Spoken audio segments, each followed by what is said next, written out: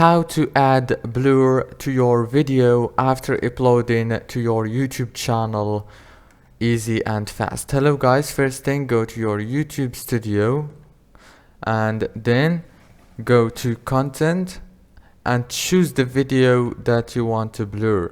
For example, I'm gonna choose, let's say, this one. Click on this pencil and now click on editor, go to blur right here, click and choose face blur to blur the face, or custom.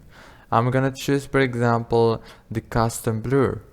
Now as you can see, I can blur any part I want. For example, let's say this part right here, I want to blur it like this.